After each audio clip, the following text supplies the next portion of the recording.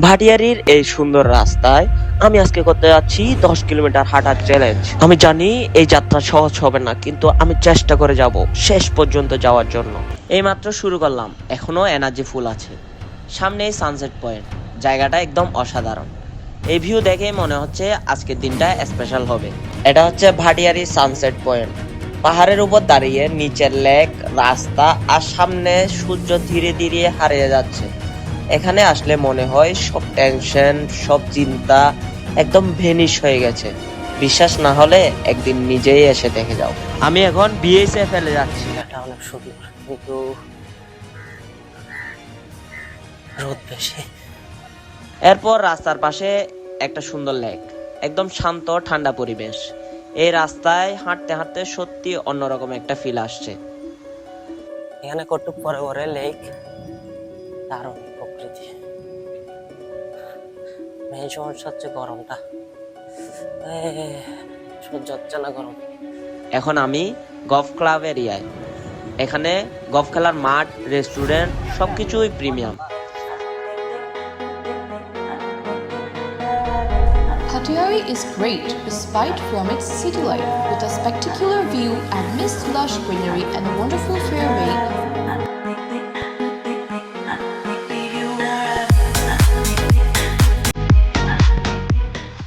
আমি এখন golf garden রেস্টুরেন্টের সামনে। এই জায়গাটা একদম সিনেমার মতো লাগে। গলফ কাপ ফেলে আসছি। সত্যি বলতে গেলে আমার অবস্থা এখন প্রচুর খারাপ। আমি ঠিক মতো কথা বলতে পারছি না। ওই জায়গাগুলো পরিষ্কার পরিচ্ছন্ন সবসময় থাকে, ডিসিপ্লিনের ভিতরে থাকে। প্রায় 3 কিলোমিটারের মতো হেঁটে আসছি, এখনো আমার আরো অনেক দূর হাঁটতে হবে। পাশ থেকে একজন মানুষ দেখলাম লাকড়ি গাড়ে এসে একদম দুর্বল হয়ে পড়ছে।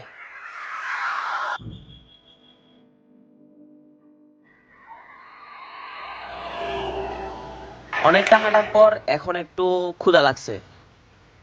যাচ্ছি, কোথায় যাচ্ছি এখনো ঠিক ঠিকানা নেই। কবে যে আমাদের আজকে গন্তব্য শেষ হবে তাও জানি না। হাঁটতেই থাকবো, আজকে হাঁটতেই থাকবো। ওয়াও, এই মাঠটা অনেক সুন্দর। কতগুলো কাঠগোলাপ গাছ আছে পাশে, এখানে তৈরি করতেছে হয়তো। এই যে ওখানে গর্ত দেখা যাচ্ছে। শান্তি শান্তি, ছায়া মানেই শান্তি, ছায়া মানেই শান্তি। এখন ভাগ্যে সেই গাছগুলো ছিল, তাহলে আজকে অবস্থা 12টা পার হয়ে 13টা হয়ে যাবে। আর কত দূর যে হাঁটতে হয় আল্লাহ জানে, আল্লাহ জানে।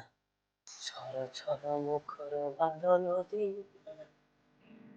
জানি না জানি না কই চলে যাইয়া জানি না। আমার প্রচন্ড খিদা লাগছে, কিন্তু এই রাস্তার আশেপাশে কোনো দোকানই দেখতে পাচ্ছি না। আমি অনেকক্ষণ পর কিছু ঘর বাড়ি বসতি দেখতে পাইছি। এখানে মাছ চাষ করতেছে। ওই ওখান থেকে শুরু করে এদিকে সবগুলো কলা গাছ। প্রকৃতি আর গাছপালা দেখতে দেখতে আমার মানুষগুলো হয়তো চলে গেছে। আমি অনেক পিছনে পড়ে গেছি। কিছু দূর হাঁটতে হাঁটতে হঠাৎ আমাদের চোখে পড়ে এক ফল বিক্রেতা আন্টির দোকান। ওখানে গিয়ে আমরা কিছু ফলমূল কিনি এবং আমি একটু পেঁপে খেয়ে আবার হাঁটা শুরু করি। এখানে সেনাবাহিনীরা ট্রেডিং করে, ওখানে জাম্প লেখা আছে। এখানটায় কিছু বসার মতো কিছু দেখা যাচ্ছে, আসলে কি জানি না।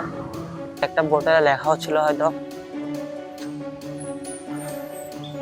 বাহিনীরা প্রশিক্ষণ করা অবস্থায় এখানে মানুষজনের বা কোনো বসত বাড়ির ক্ষয়ক্ষতি হলে দায়ভার তাদের নাই। আমাদের প্রচুর পানির পিপাসা পেয়েছে, এখন শরবত বানানোর পালা, তাও ট্যাঙ্কের সাথে। হালকা একটু পানি খেয়ে আমার হাঁটা আবার শুরু।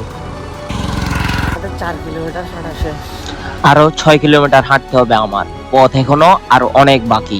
এদিকের তো পুরো রবট হাঁটে হাঁটে চলে যায়। একজন আঙ্কেল তার গাড়ি পরিষ্কার করছেন। হাঁটা যারে 12 কিলোমিটার, আমরা 5 কিলোমিটার হেঁটে ফেলছি। নামাজের সময় হয়ে গেছে, এখন আমার সঙ্গীরা নামাজ পড়তে যাবে আর আমি পাশে কোনো দিকে বসে রেস্ট করব। একটু সামনে গেলেই হিল ভিউ পার্ক।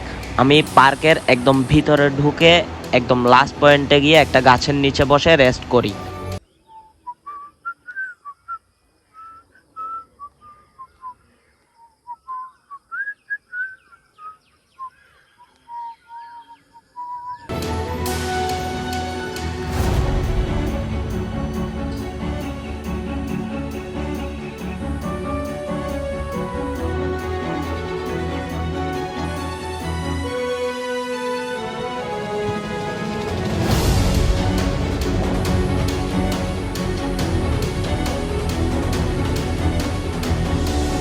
জায়গাটা আসলে সুন্দর, ভালোই লাগতেছে।